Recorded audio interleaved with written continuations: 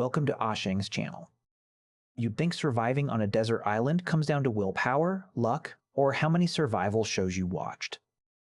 Not really. The real danger is doing something that feels important first, when it's actually something you don't need to rush yet. Water, fire, and food are all essential. But when they're all sitting in front of you at once, which one you tackle first changes everything. Say a wave really does wash you up on an empty tropical island. The moment you stagger onto the beach and see the sun, the palm trees, the ocean, your brain probably jumps straight to fire, or to finding something to eat. But on a tropical island, the first real danger usually isn't the cold. It's the sun. Your body keeps losing water and things go wrong fast. Food, oddly enough, can wait. So the first move isn't whatever makes you look like a survivalist. It's finding water. Mention finding water, and most people's minds jump straight to stills, plastic sheeting, digging in the sand. Those aren't wrong, they're just slow. Do the simplest, most effective thing first. Open your ears, then look downhill. Water flows down, so valleys, low ground, anywhere the terrain clearly dips are worth checking before high ground. Find a stream or a spring, and you've solved the volume problem right away. Just don't assume water you find is automatically safe. Boil it if you can, before you drink it. If you can't hear anything, don't panic and change direction. Unusually thick green vegetation, or birds and insects circling the same patch of ground over and over, don't guarantee water right there, but they're telling you it's somewhere close. And if it happens to rain that day, do not just stand there and let it fall on you. Find a wide, clean leaf, prop the stem end up higher, and aim the other end at a coconut shell, a bottle. Anything that can hold water, and let the rain run down it. Out here, rain isn't a nuisance. It's the easiest water source on the island. If none of that works, that's when you start making water yourself, drop by drop. Dig a pit in damp sand or mud. Set a container in the middle and seal the opening with clear plastic sheeting. Weight it down at the edges with sand. Press a small stone into the center of the sheet so the lowest point hangs right over the container. Water vapor condenses on the plastic and drips down into it.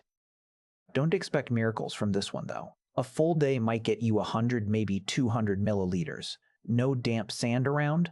Tie a clear plastic bag around a leafy green branch instead and let the sun pull moisture out through the leaves. Both of these only top you up a little. You still need to keep looking for a real source. There's one piece of advice that comes up constantly. When you're desperate, drink your own urine. It sounds like recycling water your body already has. It isn't. The salt and waste products in urine still need more water to process, so you're not rehydrating. You're just making the dehydration worse down the line. Out here, the goal was never to swallow every last drop of liquid you can find. It's figuring out how to produce clean water. Even once you've found water, you're not in the clear yet. Water solves thirst, not a whole night of rain, and it doesn't do anything about a damp patch of ground. Tropical rain doesn't have to be cold to soak you through. And a spot that looks flat and dry can still leave you dealing with dampness and bugs crawling around after dark. So the next thing to figure out is where you're going to lie down tonight. Look around first for a ready-made cave or an overhanging rock face. If the terrain's already doing the work, don't burn your energy building from scratch. Just check whether anything's been living in there, and whether there's loose rock hanging overhead. When you're desperate, it's easy to grab the first convenient-looking answer. If there's genuinely nothing already there, that's when you pick a site and build. Low ground looks flat and easy, but it's the first place to flood when the rain hits. Set up near a big rock or the tree line, and you'll get some natural windbreak. Prop up 2 thicker branches for a sloped roof, then layer big leaves from the bottom up, overlapping like roof tiles, so the water runs off instead of pooling. Raise the spot where you'll actually sleep off the ground with branches and pile on a thick layer of dry leaves to keep your body away from the damp earth and whatever's crawling around after dark. Most people pour all their effort into building the walls higher and forget what's underneath them. What actually drains your body heat all night usually isn't the wind, it's the ground. Once you've got somewhere to spend the night, fire is next. Starting one takes real time and real material. Once it's going, you can boil water, cook food, and see in the dark. More importantly, tomorrow you won't have to start today's work all over again from nothing. If you've still got a lighter, matches, anything that sparks, obviously use it. Only try a bow drill if you've got absolutely nothing else. It's not useless, it just demands the right materials, dry conditions, and a lot of physical effort. On a tropical island, dried coconut husk fiber is perfect for catching a spark. Tear the fibers loose, pack them into a small bundle, drop your ember in, and blow gently until it starts smoking. That's when you start feeding in thin twigs, thicker branches, and finally proper logs, so the fire builds steadily instead of dying out. Once it's burning, don't let it burn all the way down to ash. Before you sleep, bank the still smoldering coals under a thin layer of ash. In the morning, brush it aside and blow, and there's usually still a spark of red under there. Hold on to that ember, and you save yourself the work of starting a fire from scratch all over again. Once you've got water, shelter from the rain, and a fire going, your stomach is obviously going to start complaining. But food actually sits further down this list, not because it doesn't matter, but because the human body can go without it for a lot longer than people think. The real problem is that hunger makes you want to charge into the jungle and try eating whatever you find. Out here, that's a good way to burn through the energy you've been tearfully holding on to. And it raises your odds of eating something you shouldn't. So check the intertidal zone first. Crabs, mussels, and clams left exposed at low tide are far more reliable than some unfamiliar fruit deep in the jungle. And you barely need any tools to get them. Cook whatever you find and skip any shellfish that's dead, cracked, or smells off. Palm heart can be eaten raw. And if you could find a coconut, a single one gives you water, fat, and calories all at once.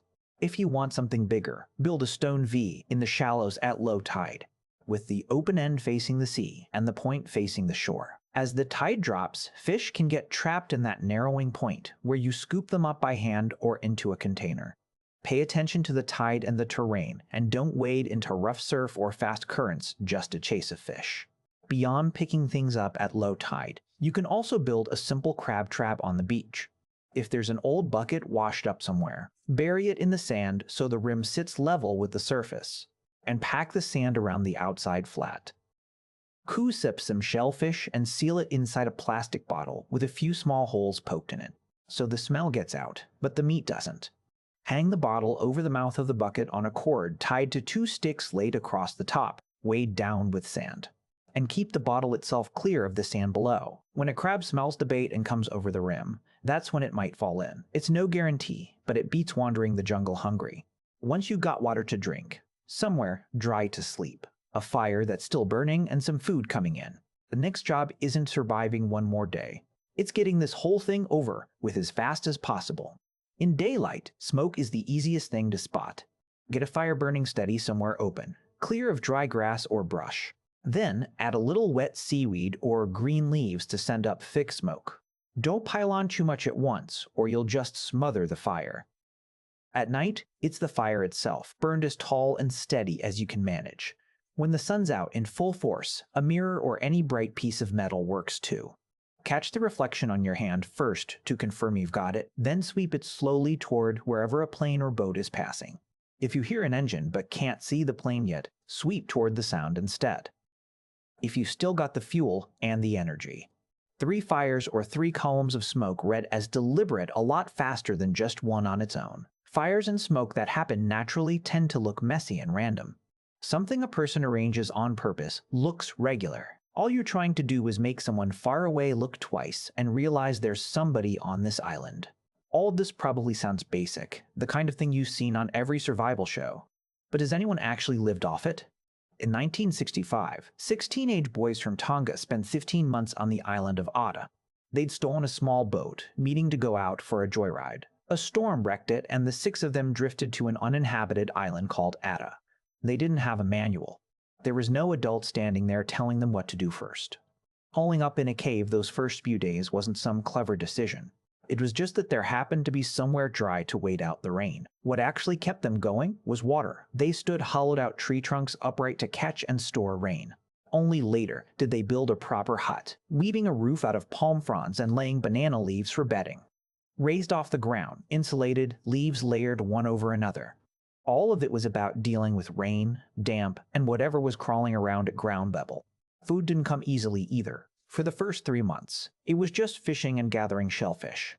Later, they came across the ruins of an abandoned village on the far side of the island, and found feral chickens and edible crops still growing there. This island that looked completely uninhabited had actually had people living on it a century earlier. In 1863, Peruvian slave traders had lured the Tongan villagers onto a ship and carried them off, emptying the island out. The chickens and taro they left behind had just kept breeding on their own ever since, and ended up feeding 6 boys 100 years later. As for fire, they started it by friction, rubbing wood together, and kept it burning for the next 15 months without letting it go out once. This is exactly where that ember banking trick earns its keep. Fire is hard enough to start in the first place, so once you've got it, you find a way to keep it alive.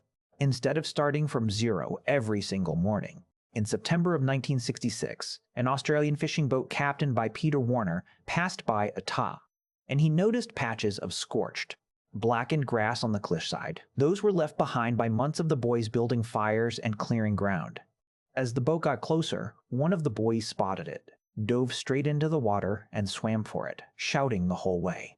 The crew first thought they were hearing birds, until they pulled him aboard and realized they were looking at a teenage boy with hair down to his shoulders. They looked up, and there were 5 more boys on the shore, yelling and jumping.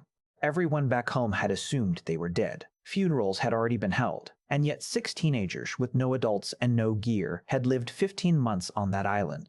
Not because one of them turned into some kind of survival expert overnight, but because what they did happened to match that sequence that looked so unremarkable at the start.